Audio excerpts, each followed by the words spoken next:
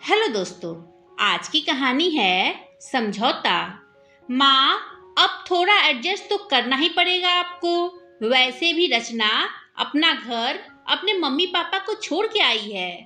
थोड़ा समय तो लगेगा ही नए घर में। और फिर आप सास है उसकी। आप नहीं समझेंगी तो कौन समझेगा।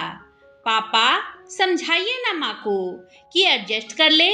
आखिर कोई गैर नहीं, हम आपके ही तो बेटे बहू हैं। अनुराग जी के कानों में गूंजते अपने बेटे विकास के ये शब्द उन्हें सोने नहीं दे रहे थे। रात की खामोशी में विकास के शब्द जैसे उनके मन में भूचाल सा ले आया था।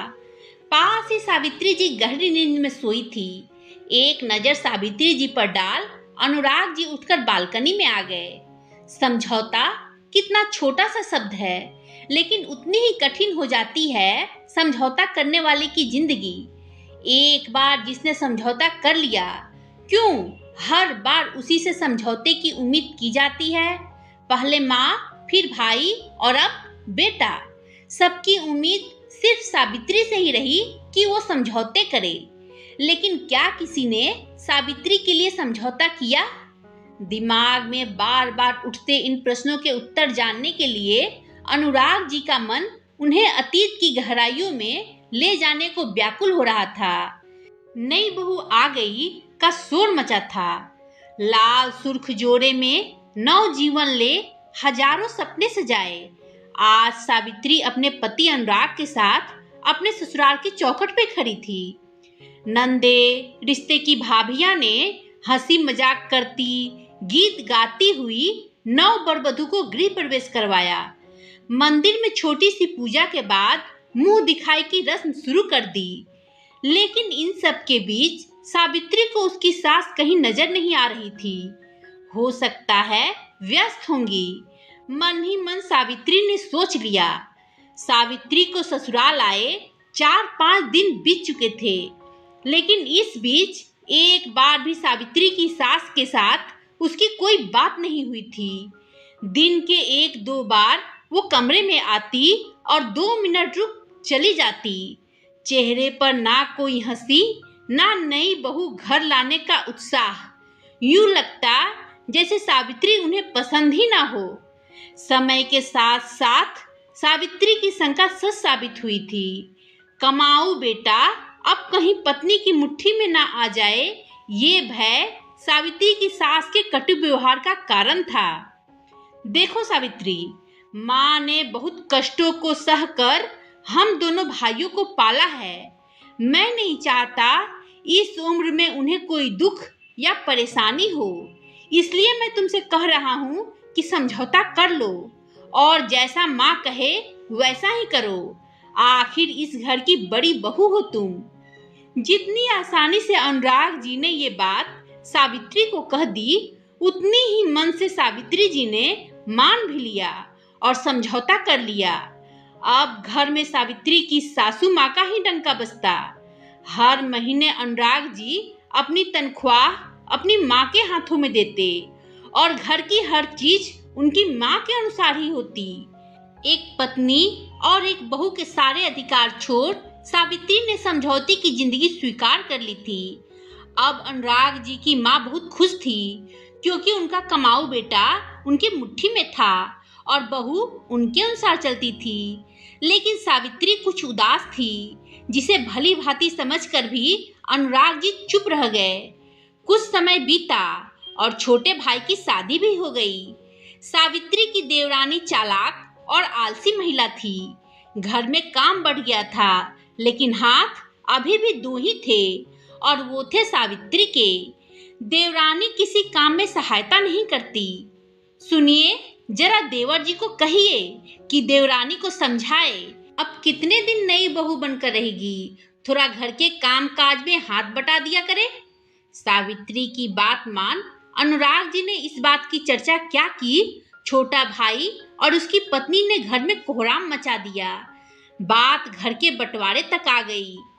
जाने दो सावित्री, जैसे आज तक काम किया वैसे आगे भी कर लेना।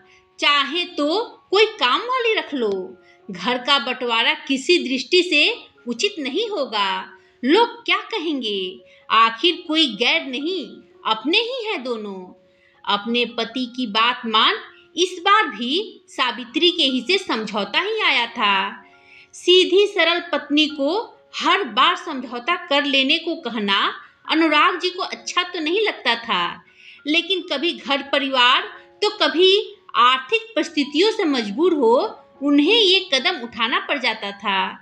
विकास बड़ा हो रहा था, कभी स्कूल फीस तो कभी किताबें। हर बार अपने पति की मजबूरी समझ सावित्री को ही अपने खर्चों में कटौती कर समझौता करना पड़ता था।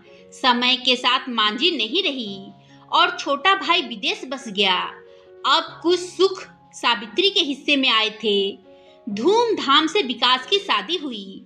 नई दुल्हन रचना आधुनिक विचारों की लड़की थी। दिन चढ़े तक सोना, आधुनिक कपड़ों में घूमना, और अगर सावित्री जी टोक दे तो नाराज हो उल्टा जवाब देना। एक दिन सावित्री जी ने विकास को टोका तो रचना को समझाने की बजाय विकास ने अपनी माँ को ही सुना दिया। बेटा इतनी जल्दी बदल जाएगा ये अनुराग जी ने नहीं सोचा था, लेकिन सही भी था। विकास ने कम से कम रचना के लिए आवाज तो उठाया। उन्होंने क्या किया था आज तक? सिर्फ मजबूर समझौता करने को। लेकिन अब और नहीं, मेरी पत्नी अब कोई समझौता नहीं करेंगी। एक नए दिन के साथ एक फैसला ले चुके थे अनुराग जी। मन का बोझ अब हल्का हो चुका था। ये क्या, इतनी सुबह खुले में बिना शॉल के खड़े हैं? कहीं ठंड लग गई तो? चलिए अंदर, चाय बनाने जा रही हूँ। सावित्री जी की मीठी डांट सुन अनुराग जी मुस्कुराते हुए अंदर आ गए। विकास भी तब तक नीचे आ चुका था। बेटा विकास, कल तुम्हारी बातों पे गौर किया मैंने। सही कहा था तुमने, रचना बहू है हमारी, थोड़ा समय तो देना ही चाहिए एडजस्ट करने के लिए। तो ऐसा करो, जो जॉब ऑफर तुम्हें दिल्ली की मिल रही है वो स्वीकार कर लो और तुम दोनों वहां शिफ्ट हो जाओ। रचना को भी समय मिल जाएगा। लेकिन पापा, मैंने ऐसा क्या कह दिया जो आप मुझे दिल्ली शिफ्ट होने को कह रहे हैं? और फिर माँ को तो मैंने बचपन से एडजस्ट करते हुए देखा है, कभी दादी तो कभी चाची के साथ। तो अब रचना के साथ क्या समस्या है?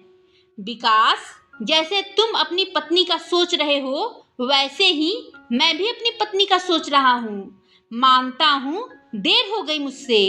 तुम्हारी दादी और चाची के लिए मैंने ही मजबूर किया था तुम्हारी माँ को, लेकिन अब और नहीं। मेरी पत्नी अब कोई समझौता नहीं करेगी। उम्र के इस पड़ाव पर अब मेरी पत्नी स्वाभिमान के साथ रहेगी, ना कि समझौता कर। अपने पापा की दो टूक बात सुन विकास चुप रह गया। वहीं रसोई से बाप बेटे की बातें सुनती सावित्री जी के आंखों के कोण भीग गए। आज सही मायने में अनुराग जी ने पति का धर्म निभाया था। दोस्तों, आपको ये कहानी कैसी लगी कमेंट कर बताएं। कहानी पसंद आई हो तो लाइक शेयर करें और मेरे चैनल को सब्सक्राइब कर बेल आइकन दबाना ना भूलें, जिससे मेरी कहानियाँ आपको लगातार मिलती रहे। धन्यवाद दोस्तों।